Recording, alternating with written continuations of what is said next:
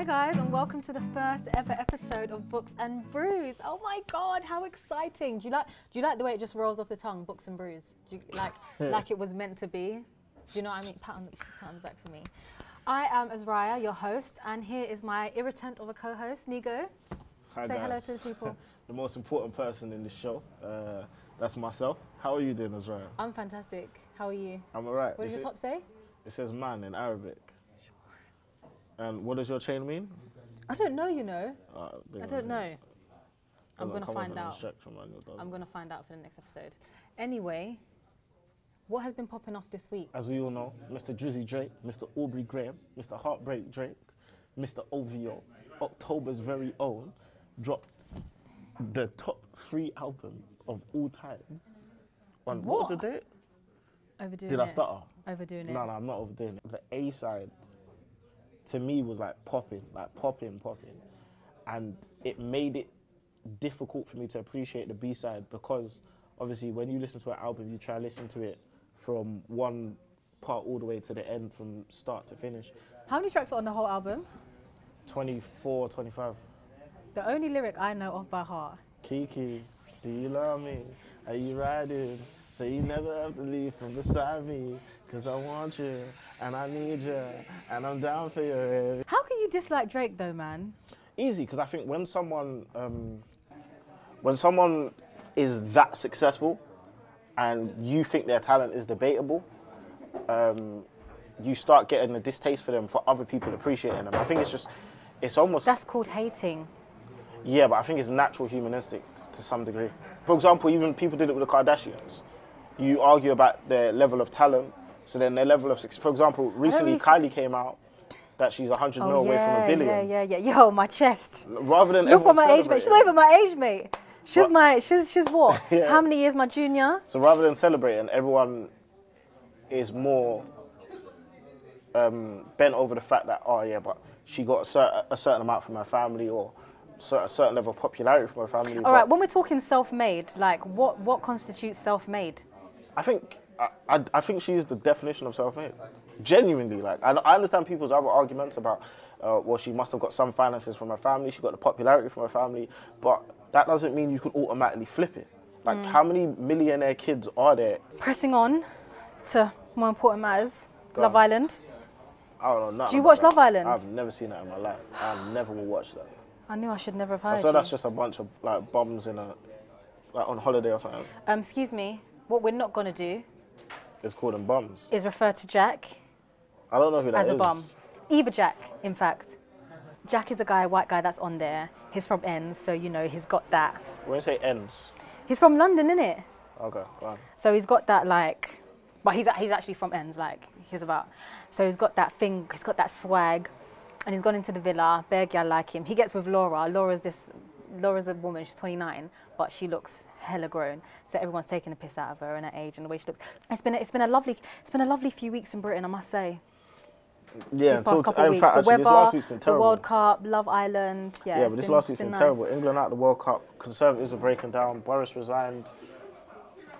We're definitely going to have another general elections, well, more than likely, I'd assume.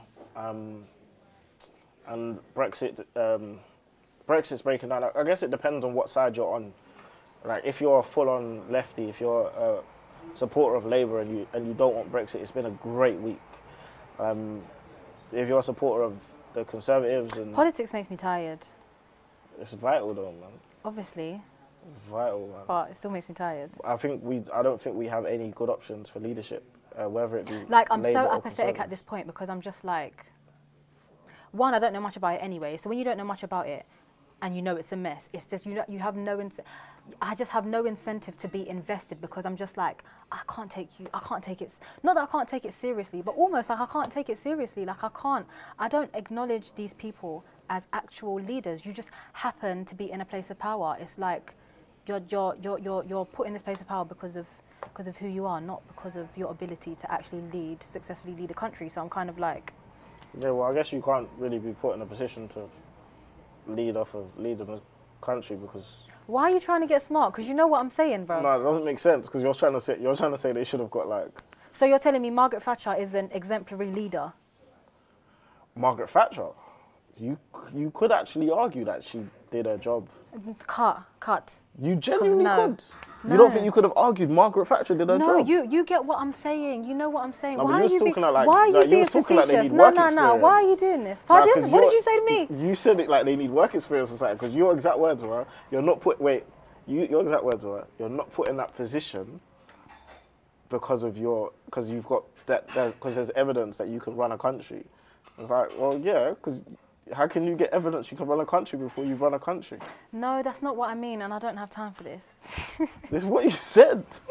That's not, but you know, like but you know what get work experience in Belgium or something. Like, no, that's not what I mean. What I'm saying is, just innately, as people, as the kind of people that they are, what they stand for, they are not exemplary leaders. Like, just period. I get why you'd think that. I do understand why you'd think that. I don't understand why most of the country would think that. I think one of the worst things about politics, especially in the Western world, is the lack of transparency on everyone's, not just achievements, but on their I feel like politics in the Western world is a farce, just generally. To be fair, politics around the world is terrible. Yeah, it's fair, true. Yeah, it's terrible. I can't, offhand. But I feel like in a lot of other places, they're barefaced. Do you know what I mean?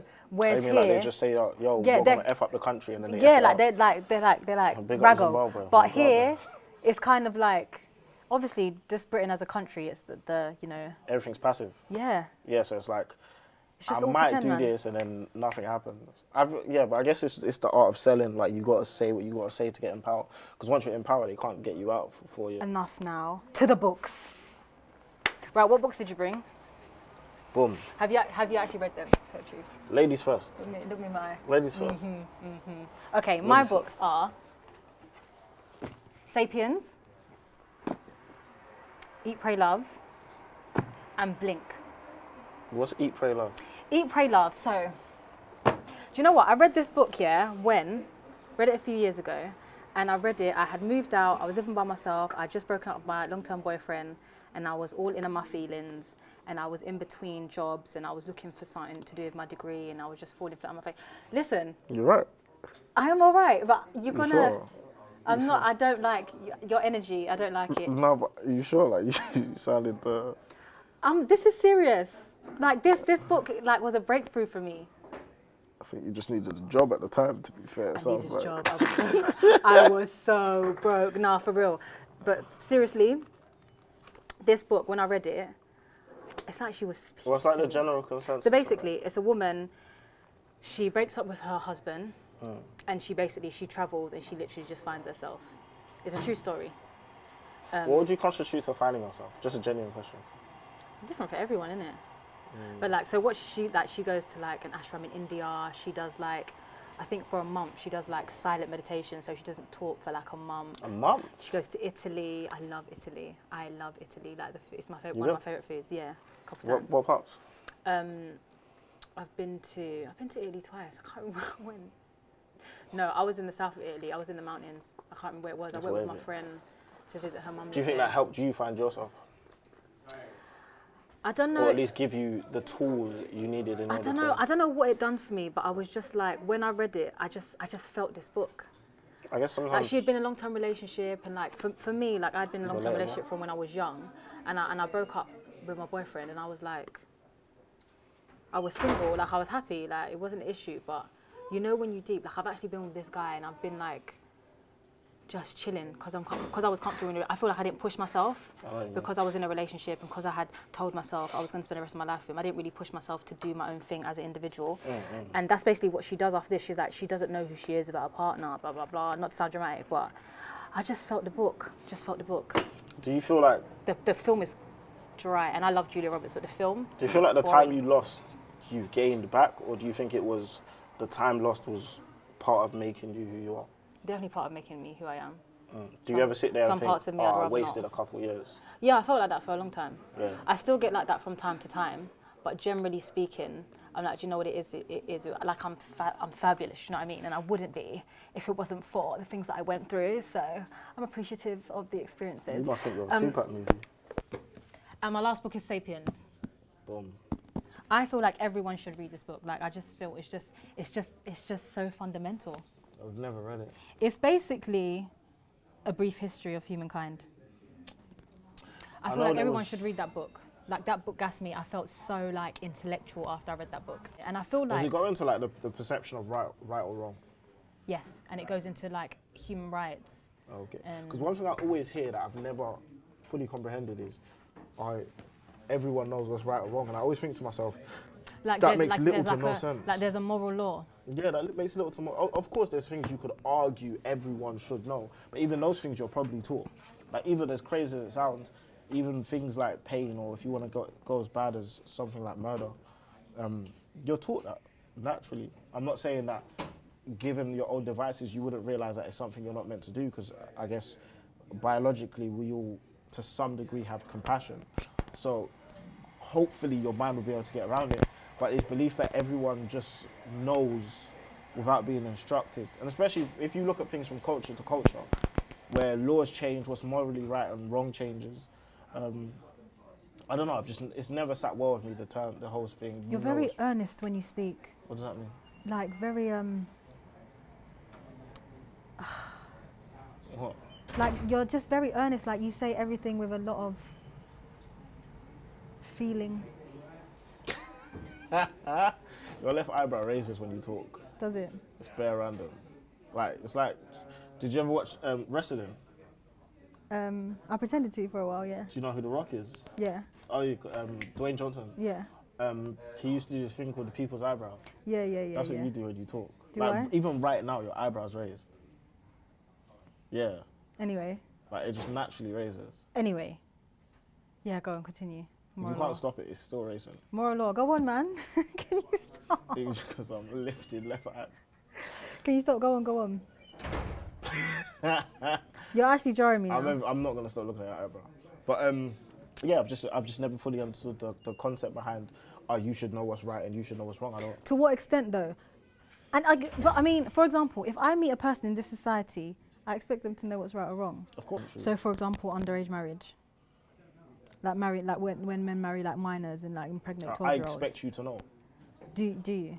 Of course. Like, regardless of where you're from. For example, with myself, with something like that,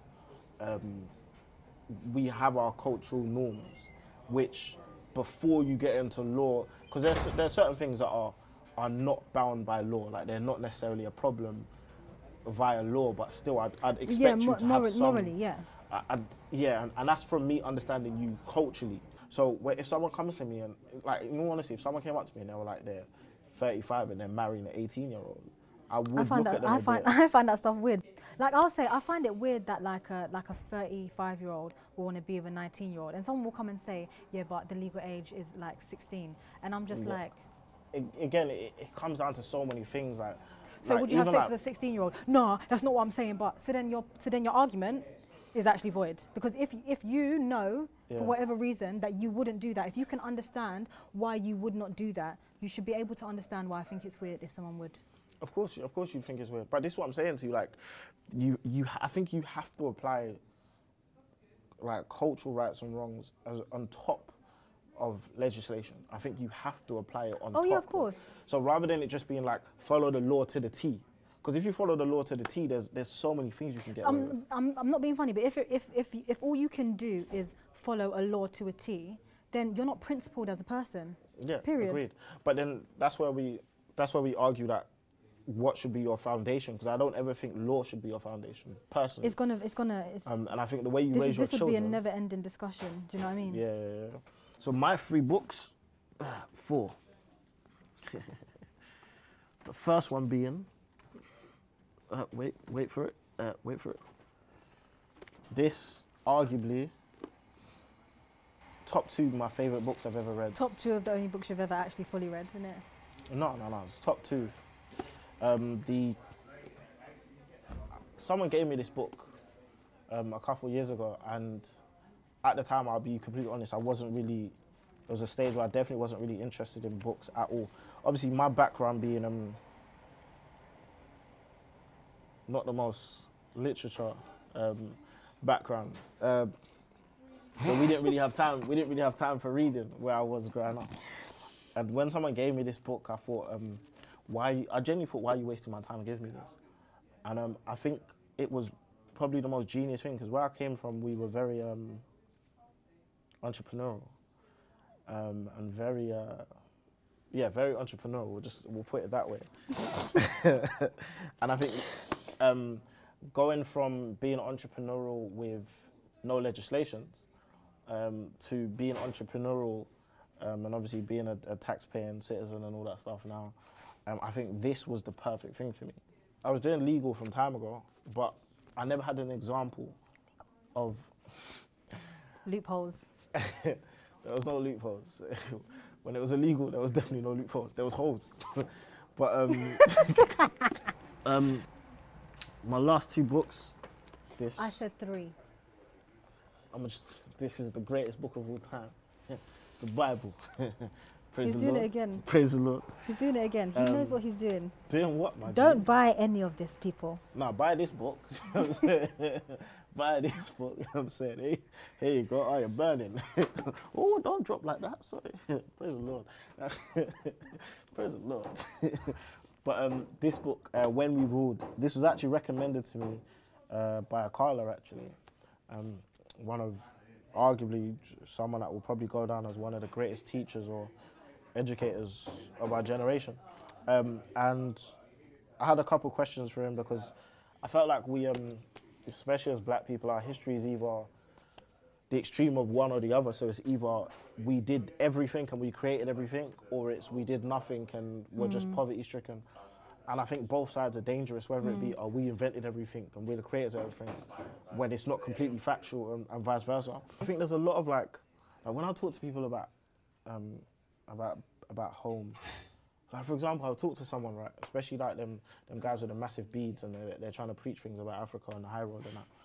Like you'll talk to them about shade, no shade. No, all shade. You talk to them about one part of Africa, and they're mixing it with everywhere, like to say, like, bro, we don't do that. Like, we don't do that. Yeah, I know like, what you don't. mean. I'm not saying don't appreciate every side of Africa. No, I know what you mean. Do that, but you're watering down our history by almost speaking about it like it's one country. It's not. It's a continent. There's thousands of different amazing cultures. Yeah, yeah. If I say to you, I'm from Zimbabwe, do not start telling me about fufu. Like that's got nothing to do with me.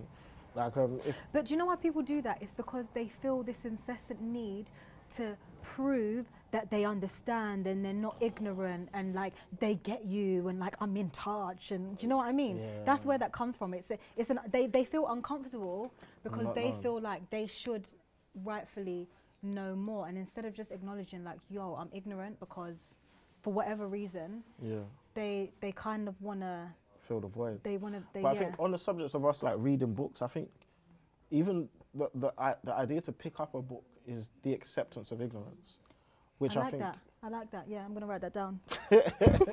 Which I think is vital. Like when I picked up this book, it wasn't like me saying, "Oh, I'm a genius. I'm gonna get everyone."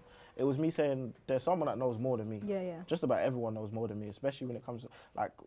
It's cool to be ignorant. I'm not saying like when I say it's cool to be ignorant, I'm not saying stay in that ignorance, but it's cool to understand that because no one knows everything.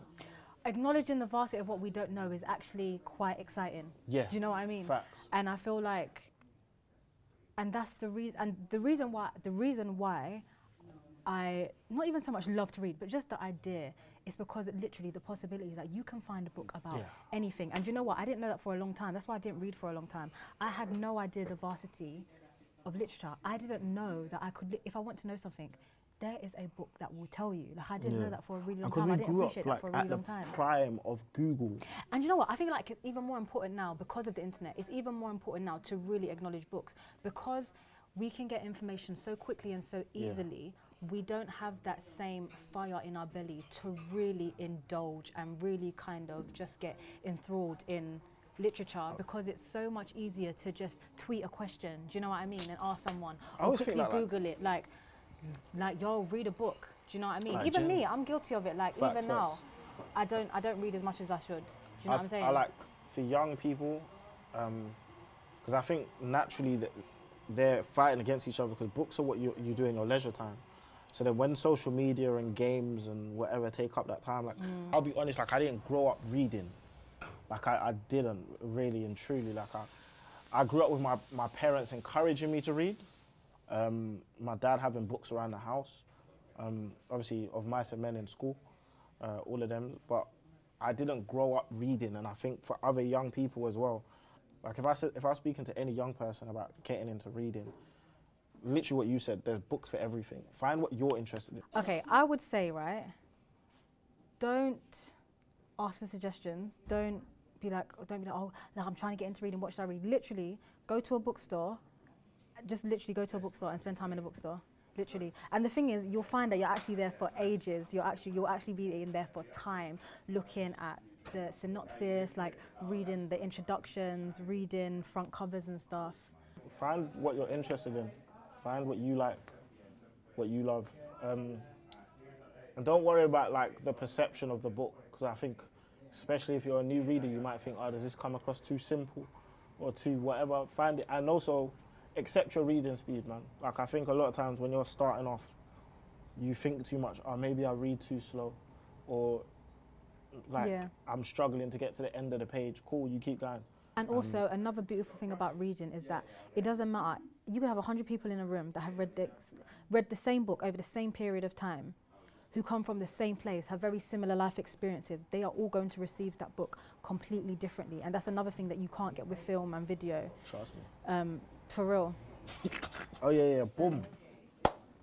So kids, read and don't sell drugs. Basically. All right, go on. So, in other episodes, there's going to be someone sitting right here, a special guest. We didn't get one today because we just thought... What do you mean? I'm a special guest. You are special. All right, go. That wasn't a joke. But anyways, where were we? Yeah, we're going to have a special guest. We don't even know who they're going to be yet. So yeah, man, hit us up. hello@booksandbrews.co.uk. That's books N, the letter N, brews.co.uk. Why did you make it N and not and? It's like a thing, innit? But now every time you say the email, you're going to have to explain that it's an N and not an and. Okay.